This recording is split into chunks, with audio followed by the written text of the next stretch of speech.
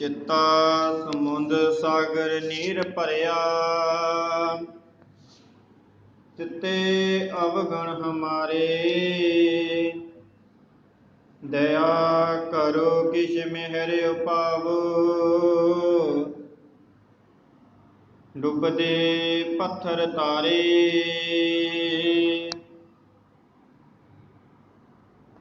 जुगो जुगा टल। धन धन साहिब श्री गुरु ग्रंथ साहिब जी महाराज, तिन्हां दी निघी गोद दा आनंद माण रहे सतसंगी जनो।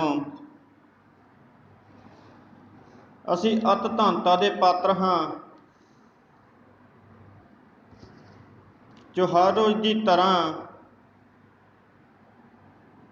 गुरबाणी दी विचार करन लई इकत्तर होए हाँ,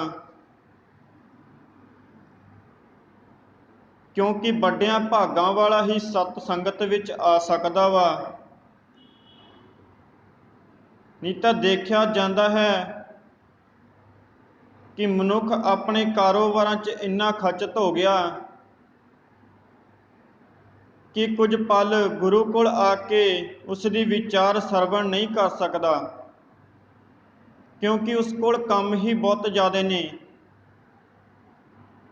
असी अत धनता दे पात्र हाँ, जो उस धन श्री गुरु ग्रंथ साहिब जी की निघी गोद का आनंद माण रहे हाँ। सो सतसंगी जनो, कथा विचार आरंभण तो पहला सतगुरां पासों बख्शी फतेह नूं गजाउणा करिए जी। आखो जी वाहिगुरू जी का खालसा, वाहिगुरू जी की फतेह।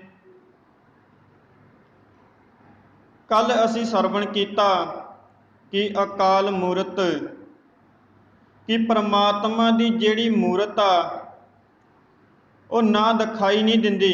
अकाल जो समय विच नहीं आउंदा, जो समय विच आउंदा है उसदी तां मूरत हुंदी है, कोई हस्ती हुंदी है।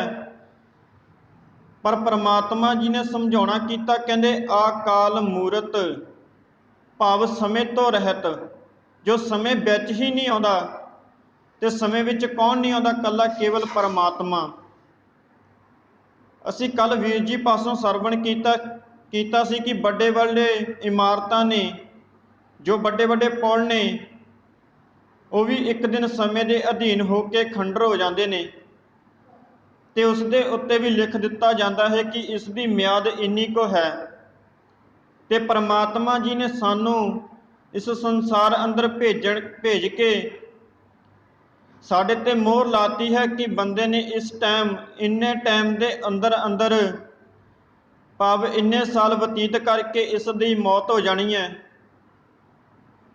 कई बार तो इस तरह देखा जाता है कि बच्चे का जन्म हुंदा, लेकिन वो पिछों ही मरिया होया जन्म हुंदा उसका। क्यों?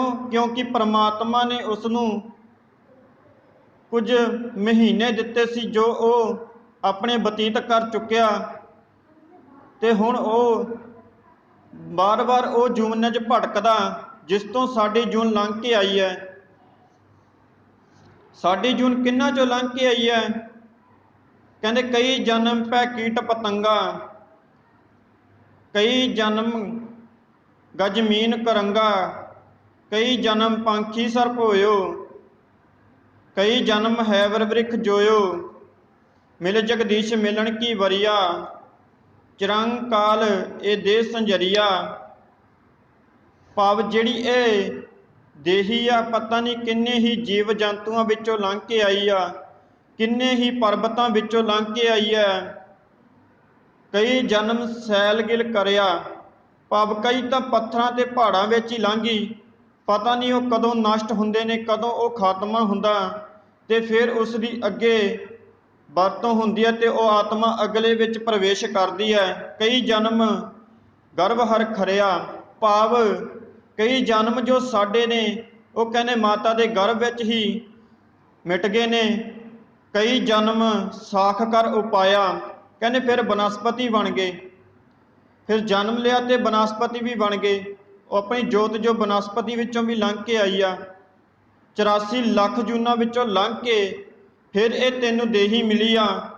184 ਜੂਨ ਭਰਮਾਇਆ ਸਾਧ ਸੰਗ ਭਇਓ ਜਨਮ ਪ੍ਰਾਪਤ। ਕਹਿੰਦੇ ਫਿਰ ਤੈਨੂੰ ਇਹ ਜਨਮ ਪ੍ਰਾਪਤ ਹੋ ਗਿਆ, ਇੰਨੇ ਤੈਨੂੰ ਲੰਘ ਕੇ ਸਟੇਜਾਂ ਪ੍ਰਾਪਤ ਹੋ ਗਈਆਂ। ਪਰ ਤੂੰ ਫਿਰ ਉਸ ਪਰਮਾਤਮਾ ਦਾ ਨਾਮ ਲੈਣ ਕੱਲੋਂ ਭੁੱਲ ਜਾਣਾ। ਜਦ ਤੱਕ ਤੂੰ ਮਾਤਾ ਦੇ ਗਰਭ ਦੇ ਵਿੱਚ ਸੀ ਉਦੋਂ ਤਾਂ ਤੂੰ ਕਹਿੰਦਾ ਸੀ ਕਿ ਪਰਮਾਤਮਾ ਮੈਨੂੰ ਬਾਹਰਲੀ ਦੁਨੀਆ ਦਿਖਾ, ਮੈਨੂੰ ਬਾਹਰ ਕੱਢ, ਜੋ ਮੈਂ ਇਸ ਦੁਨੀਆ ਤੋਂ ਤੇਰਾ ਨਾਮ ਜਪਾਂ। ਤੇ ਫਿਰ ਪਰਮਾਤਮਾ ਜੀ ਕਹਿੰਦੇ ਫਿਰ ਹੋਇਆ ਕਿ ਜਦੋਂ ਤੂੰ ਬਾਹਰ ਆ ਗਿਆ ਫਿਰ ਕਹਿੰਦੇ ਤੇਰਾ ਪਿਆਰ ਬਣਨਾ ਸ਼ੁਰੂ ਹੋਇਆ।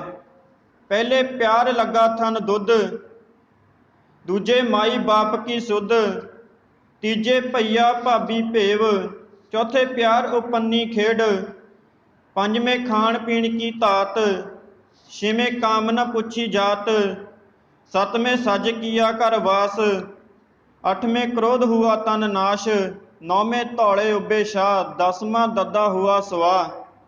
ਕਹਿੰਦੇ ਜਦੋਂ ਤੂੰ ਪਹਿਲੀ ਸਟੇਜ ਵਿੱਚ ਆ ਕੇ ਜਨਮ ਲਿਆ, ਪਹਿਲਾਂ ਤੂੰ ਆਪਣੇ ਮਾਂ ਦੇ ਦੁੱਧ ਨਾਲ ਪਿਆਰ ਪਾਇਆ, ਕਿਉਂਕਿ ਤੇਰਾ ਪਿਆਰ ਹੀ ਮਾਂ ਤੋਂ ਜੇ ਤੈਨੂੰ ਵੱਖ ਕੀਤਾ ਜਾਂਦਾ ਸੀ ਤਾਂ ਤੂੰ ਰੋਣ ਲੱਗ ਜਾਂਦਾ ਸੀ।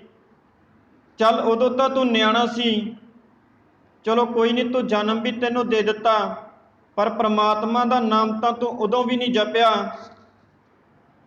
ਦੂਏ ਮਾਈ ਬਾਪ ਕੀ ਸੁਧ, ਕਹਿੰਦੇ ਫਿਰ ਤੈਨੂੰ ਪਤਾ ਲੱਗਣ ਲੱਗ ਗਿਆ ਦੂਜੀ ਸਟੇਜ ਵਿੱਚ ਆ ਕੇ ਕਿ ਇਹ ਤੇਰੇ ਮਾਤਾ ਨੇ, ਤੇਰੇ ਪਿਤਾ ਨੇ। ਕਹਿੰਦੇ ਫਿਰ ਤੈਨੂੰ ਉਹਨਾਂ ਦੋਨਾਂ ਨੂੰ ਪਿਆਰ ਹੋਣ ਲੱਗ ਗਿਆ। ਜੇ ਕਿਤੇ ਤੈਨੂੰ ਉਹਨਾਂ ਤੋਂ ਦੂਰ ਕੀਤਾ ਜਾਂਦਾ ਤੂੰ ਰੋਂਦਾ ਸੀ।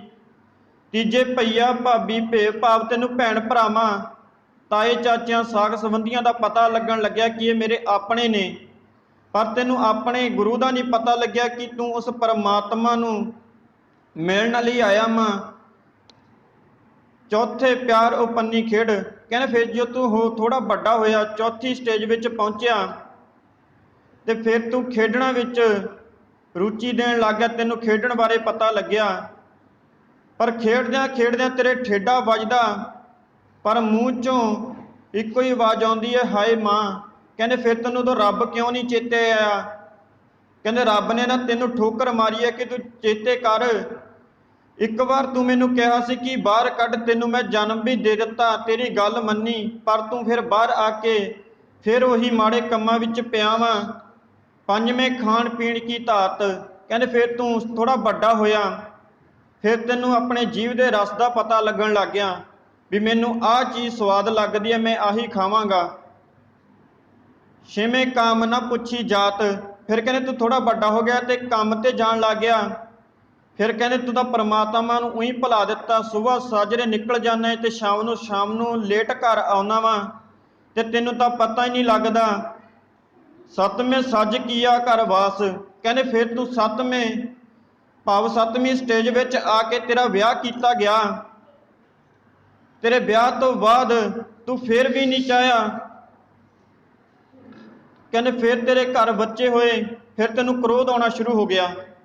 ਅੱਠਵੇਂ ਕ੍ਰੋਧ ਹੁਆ ਤਨ ਨਾਸ਼, ਕਹਿੰਦੇ ਫਿਰ ਤੇਰੇ ਤਨ ਨੂੰ ਕ੍ਰੋਧ ਪੈਦਾ ਹੋਣ ਲੱਗ ਗਿਆ, ਬੱਚਿਆਂ ਨੂੰ ਦੇਖ ਕੇ ਉਦਾਂ ਹੀ ਘੂਰਨ ਲੱਗ ਗਿਆ। ਨੌਵੇਂ ਧੌਲੇ ਉੱਬੇ ਸ਼ਾਹ, ਕਹਿੰਦੇ ਜਦੋਂ ਤੇਰੇ ਧੌਲੇ ਸ਼ੁਰੂ ਹੋਏ ਨਾ ਆਉਣੇ, ਕਹਿੰਦੇ ਫਿਰ ਵੀ ਤੈਨੂੰ ਪਤਾ ਨਹੀਂ ਲੱਗਿਆ ਤੇ ਫਿਰ ਵੀ ਤੂੰ ਆਏ ਕਹਿੰਦਾ ਬੜੀ ਜ਼ਿੰਦਗੀ ਪਈ ਹੈ, ਕੋਈ ਨਹੀਂ ਫਿਰ ਪਰਮਾਤਮਾ ਦਾ ਨਾਮ ਜਪ ਲਾਂਗੇ।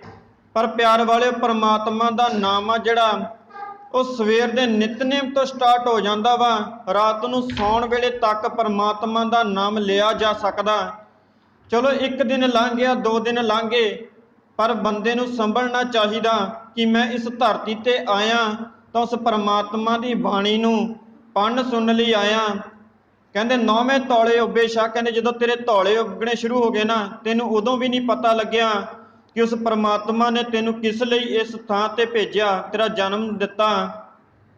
10ਵੇਂ ਦੱਦਾ ਹੁਆ ਸਵਾ, ਕਹਿੰਦੇ ਜਦੋਂ 10ਵੀਂ ਸਟੇਜ 'ਚ ਤੂੰ ਪਹੁੰਚ ਗਿਆ, ਭਾਵ ਤੇਰਾ ਅੰਤ ਹੋ ਗਿਆ, ਫਿਰ ਕਹਿੰਦੇ ਤੂੰ ਪਰਮਾਤਮਾ ਦੇ ਨਾਲ ਫਿਰ ਤਾਂ ਤੇਰਾ ਕੀ ਵਾਸਾ ਪੈਣਾ ਸੀ। ਕਹਿੰਦੇ ਜਦੋਂ ਤੈਨੂੰ ਪਰਮਾਤਮਾ ਨੇ ਆਪਣੇ ਸਾਹਮਣੇ ਖਿਲਾਰ ਕੇ ਪੁੱਛਿਆ ਨਾ ਵੀ ਤੂੰ ਕਰਕੇ ਕੀ ਆਇਆ, ਕਹਿੰਦੇ ਫਿਰ ਤੇਰਾ ਉੱਥੇ ਸਿਰ ਨੀਵਾਂ ਹੋਣਾ, क्योंकि उस परमात्मा अगे असीं अखां ਚੱਕ ही नहीं सकते, क्योंकि परमात्मा है ही एडा वड्डा। जदों तेरा लेखा पुछा जाना ना, कहंदे फिर तेरे तो कुछ भी नहीं होना। क्यों नहीं कुछ होना? क्योंकि असीं माड़े कर्म इत्थों करके गए हाँ। माड़े कर्म इस करके कीते क्योंकि इस संसार अंदर आए हाँ। सतगुरां जी ने तो जन्म दिता सी, भई प्रापत मानुख दे हुरिया गोविंद मिलन की ਇਹ तेरी वरिया। भाव तैनूं ते बारी गोविंद नूं मिलण लई मिली सी। सो परमात्मा जी दे गुण दसदे होए परमात्मा जी कहंदे मनुख विच ਇਹ गुण नहीं कि ਉਹ अजूनी होवे, कि ਉਹ अजूना विच ना आ सके। कहंदे जे असीं अजूना विच ना आईए ना ਤਾਂ ਫਿਰ ਇੱਕ ਕੰਮ ਕਰਨਾ ਪੈਣਾ, ਉਹ ਕਿਹੜਾ? ਉਸ परमात्मा ਦੀ ਗੁਰਬਾਣੀ ਨੂੰ ਸਿਮਰਨਾ ਪੈਣਾ। ਚੇਤੇ ਰੱਖਿਓ, ਜੋ परमात्मा ਦੀ ਗੁਰਬਾਣੀ ਨੂੰ ਸਿਮਰਦੇ ਨੇ ਨਾ, ਉਹਨਾਂ ਨੂੰ ਦੁਬਾਰਾ ਮਨੁੱਖਾ ਜਨਮ ਹੀ ਪ੍ਰਾਪਤ ਹੁੰਦਾ। ਉਹ ਬਾਕੀ ਹੋਰ ਕਿਸੇ ਚੱਕਰ ਦੇ ਗੇੜ ਵਿੱਚ ਨਹੀਂ ਪੈਂਦਾ। ਜੋ 84 ਲੱਖ ਗੇੜ ਹੈ ਉਸ ਵਿੱਚ ਨਹੀਂ ਪੈਂਦਾ, ਕਿਉਂਕਿ ਉਸਨੇ ਗੁਰਬਾਣੀ ਪੜ੍ਹੀ, ਆਪਣੇ ਹਿਰਦੇ ਅੰਦਰ ਧਾਰੀ ਆ। ਉਸ परमात्मा ਨੂੰ ਆਪਣੇ ਹਿਰਦੇ ਅੰਦਰ ਧਾਰ ਕੇ ਉਸ ਦੀ ਗੁਰਬਾਣੀ ਪੜ੍ਹ ਕੇ ਉਸ ਦੇ ਅਨੁਸਾਰ ਆਪਣਾ ਜੀਵਨ ਬਤੀਤ ਕੀਤਾ। ਸੋ ਸਤਿਗੁਰਾਂ ਜੀ ਨੇ ਸਾਨੂੰ ਅਜੂਨੀ ਬਾਰੇ ਦੱਸਿਆ ਕਿ परमात्मा ਵਿੱਚ ਇੱਕ ਐਸਾ ਗੁਣ ਹੈ ਜੋ ਅਜੂਨੀ ਹੈ, ਤੇ ਜਿਸ ਨਾਲ ਉਸ परमात्मा ਨੂੰ ਅਸੀਂ ਸਿਮਰ ਸਕਦੇ ਹਾਂ। ਕਿਉਂਕਿ ਜੂਨਾਂ ਵਿੱਚ ਤਾਂ ਸਰੀਰ ਆਉਂਦਾ, परमात्मा ਦਾ ਕੋਈ ਸਰੀਰ ਹੀ ਨਹੀਂ। ਤਾਂ ਘਟ ਘਟ ਮੈਂ ਹਰ ਜੂ ਵਸੈ, ਸੰਤਨ ਕਿਹੋ ਪੁਕਾਰ। ਉਹ ਤਾਂ ਘਟ ਘਟ ਵਿੱਚ ਸਮਾਇਆ ਹੋਇਆ ਵਾ। ਸੋ ਅਸੀਂ ਵੀ ਉਸ परमात्मा ਨੂੰ ਸਿਮਰੀਏ, ਸਾਡੇ ਵੀ ਕਿਤੇ ਉਸ परमात्मा ਦੇ ਨਾਲ ਮੇਲ ਹੋਣ, ਜਿਸ ਦੇ ਨਾਲ ਅਸੀਂ ਆਪਣਾ ਰਹਿੰਦਾ ਸਮਾਂ ਉਸ ਗੁਰੂ ਦੇ ਚਰਨਾਂ ਵਿੱਚ ਲਗਾਈਏ, ਉਸ ਦੀ ਗੁਰਬਾਣੀ ਪੜ੍ਹੀਏ, ਜੋ ਸਾਨੂੰ ਅੰਦਰੋਂ ਚਾਨਣ ਹੋਵੇ ਕਿ ਸਹੀ ਕੀ ਹੈ, ਗਲਤ ਕੀ ਹੈ। ਸੋ ਅੰਤ ਨੂੰ ਬੁਲਾਓ ਜੀ ਫਤਿਹ। ਆਖੋ ਜੀ ਵਾਹਿਗੁਰੂ ਜੀ ਕਾ ਖਾਲਸਾ, ਵਾਹਿਗੁਰੂ ਜੀ ਕੀ ਫਤਿਹ।